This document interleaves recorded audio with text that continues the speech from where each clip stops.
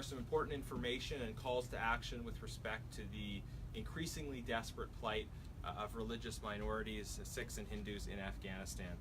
I'm joined up here today by a number of other members of Parliament as well as representatives from United Sikhs. Jagdeep Singh, the International Human and Civil Rights Advocacy Director with United Sikhs, will be speaking, and also pleased to have Sukhwinder Singh, a director with United Sikhs, and Parvinder Singh from the United Sikhs India chapter joining us to discuss this issue. I want to, in addition to the members of Parliament who are here, who will be speaking in a few minutes, I want to recognize the involvement in this of Cheryl Hardcastle from the NDP. She was preparing to join us for the press conference, but when we had to change the time of the press conference due to room availability, she was no longer able to, but she's fully engaged and she's going to be participating in the tabling of the petition that we're going to be talking about. So today we're going to be tabling petitions in the House of Commons, have members from various parties tabling a petition which highlights the plight of religious minority communities in Afghanistan and calls for government action. And to lay out the details of the current situation and the required response, I'm pleased to welcome one of the key experts on this, Jagdeep Singh, to share the particulars with all of you. Thank you. Good afternoon, everyone. My name is Jagdeep Singh. I'm with United Sikhs. It's an international organization operational in about 11 countries. We predominantly focus on disaster relief and human rights issues wherever they are globally.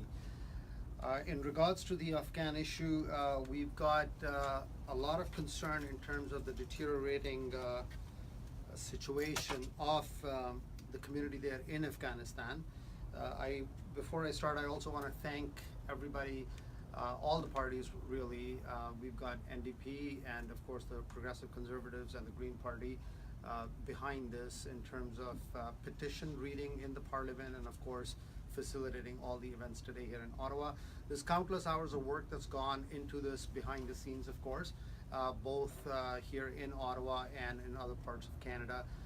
So we thank them for that as well.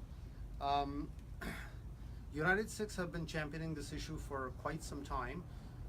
We recently tabled actually a report in the United Nations General Assembly. This was a written statement that was put in, and it was essentially highlighting what the issues were at the time in Afghanistan. It's basically started with the Soviet intervention in 1979 and the Civil War of 1992.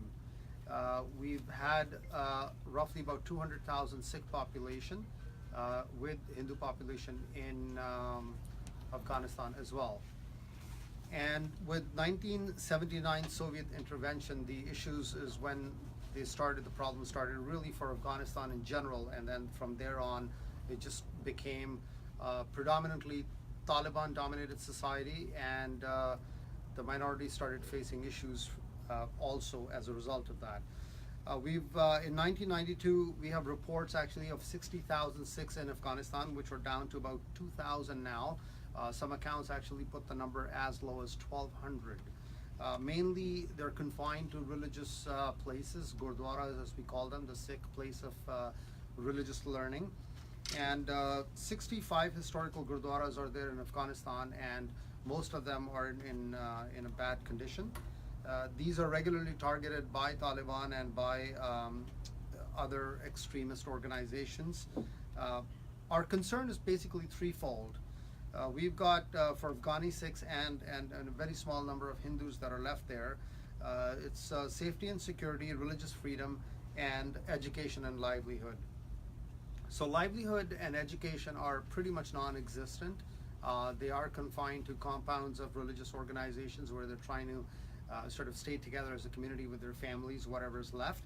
And the education part is very limited. So they are identifiable on the streets. They actually have to wear badges or some sort of a colors to show that they're actually not Muslims. So that I'm told obviously is segregation, but there's also other trauma, psychological that comes with that as well. Religious freedom, they're basically being forced conversions, so it's the religious freedom part is eradicated. And from a safety and security concern standpoint, we had the 2003 to 2014 NATO International Security Assistance Force, which was trying to make Afghanistan unsafe for terrorists. But ever since that mission has ended, we've seen a resurgence. I'd like to point out one incident here today for our purposes. We have a copy of a handout here for the report that actually entails an entire timeline which United Sikhs have put together for everybody to kind of look through. Canada Day this year actually marked a suicide bombing in Afghanistan, killing 13 community leaders of non-Muslim minorities. Incidentally enough, this group was actually there waiting to meet the Afghan government and the president, and they were actually asked 3 times to delay their meeting. And you know, it's almost, one can speculate that they were waiting for the bomber to arrive, so to speak. And that's when the bomb went off. There were 13 people who died, leaving the community leaderless, and reignited a climate of desperation and terror.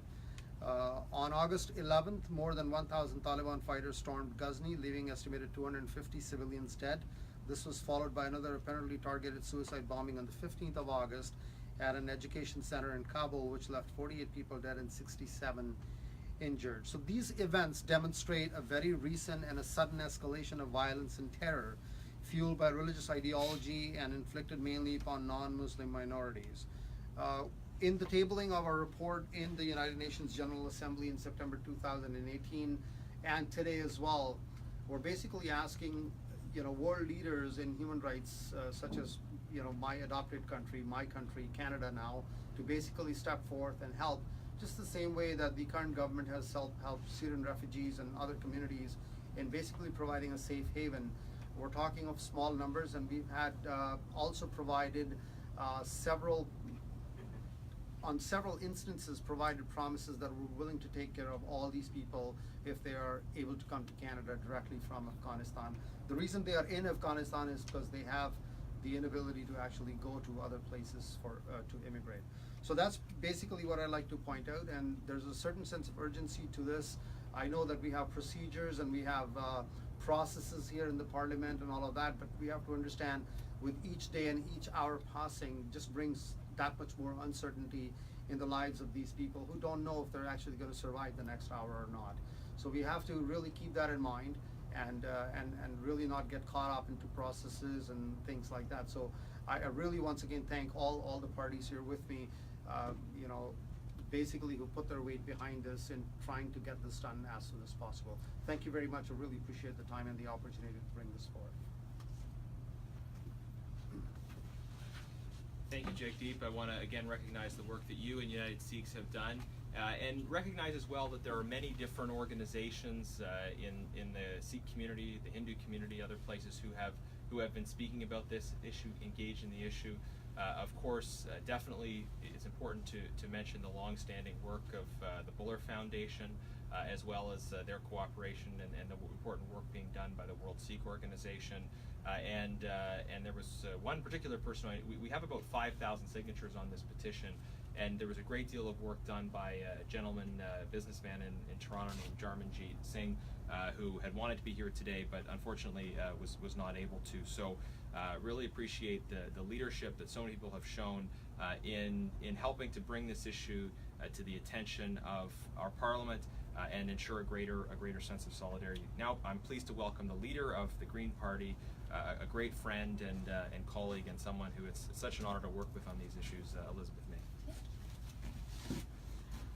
I thank Garnet for those very kind and generous words. I'm certainly pleased and honored to be part of a transpartisan, nonpartisan effort in the time in which petitions will be submitted this afternoon, in which a number of members of Parliament, and I also thank Garnet again for his leadership on this, will be presenting petitions to try to raise awareness of this threat to religious minorities, Hindus and Sikhs, within Afghanistan.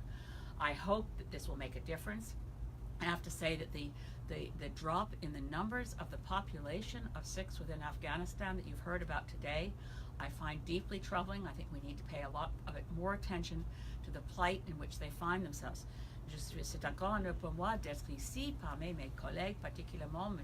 Garnet Jeunesse, qui a fait le leadership pour notre petit groupe parlementaire. Mais nous sommes ensemble, nous sommes ici en solidarité avec les minorités religieuses d'Afghanistan. Et pour ça, je vais encore dire un grand merci à Jagdeep Singh pour son travail dans l'intérêt des droits humains en Afghanistan. Merci. Thank you, Elizabeth. Now it's a pleasure for me to welcome Bob Soroya. Bob serves as the Shadow Minister for our party responsible for multiculturalism, and also he is the Associate Shadow Minister on the immigration file. So very pleased to have Bob's presence and support on this. Good afternoon. Thank you, Garnet, and thank you, Elizabeth, as well as really appreciate the United Sikhs. I know the family from the longest time. I and Andrew Shear, the leader of Conservatives, we met with the Afghani Sikhs in Delhi 2 weeks ago. This is, as you mentioned, Jagdeep, earlier in 1960s, the population was about 200,000 between the Hindus and Sikhs in Afghanistan. Those are the people who lived in Afghanistan all their life. 10 generations, 12 generations, 15 generations back. This is all they know, to live in Afghanistan. This is their country. This was their country. From 200,000 people to around 60,000 back in 1980s, to about 1,000 people left.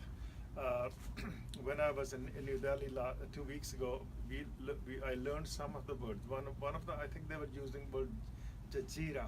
What does this mean is, if you are non-Muslim, you have to pay special tax. If you listen to those people, we met with 35 to 40 people, the elders, the younger people, the kids, the women, and they talk with the killing field, how they were killed, how they were rounded up, the rapes, kidnapping. It's all sort of stuff. If you listen to them, it's brutality by the Afghanis. So there is about 1,000 people left, 1,200 people left. It depends who you ask. Give and take 1,000 people left out of 200,000 back in 60s. So all parties should help whatever we can put together to bring them back to this country. Some of the people I met, they're sitting there in India. They're United Nations recognized refugees. They were promised by the current government a couple of years ago they will help them to bring them to Canada. Those people are still waiting for a chance to come to the country. Country like Canada is a rich country who can help these people out. When you talk about the brutality of the extreme religion because they are the minorities, we should always help those people out. But again, thank you for the United Sikhs, Gordon Janice and Elizabeth Way, coming up and sharing your views. And I'm hoping Prime Minister Trudeau would do what is right to help these people out. Thank you very much. And just some final comments for me before we see if there's any questions. I want to again recognize Cheryl Hardcastle, who will be participating in the tabling of the petition, supportive of the initiative, but only reason she wasn't able to be here today is because we had to move the time of the press conference. So very, very grateful to her, as well as Bob and Elizabeth and Jagdeep, Sukhwinder, and Parvinder from the United Sikhs, all for being here and for being a part of this. One point I just want to underline in closing is that I've been so impressed about how from the communities here in Canada, the constant message has been that if refugees come from these communities, we are able to support them. They are looking for the ability to use that private sponsorship channel. There is a total willingness to be fully engaged with supporting that process financially. And I think this is the spirit of solidarity that we identify so much with this country, where yes, there's a role for government, but there's also a strong role for communities, for the private sector, for civil society organizations that say, yes, we want to lead and we want the government to to be supportive of allowing that process to happen. So we'll be tabling these petitions in the House of Commons after question period today during routine proceedings. And with that, are there any questions?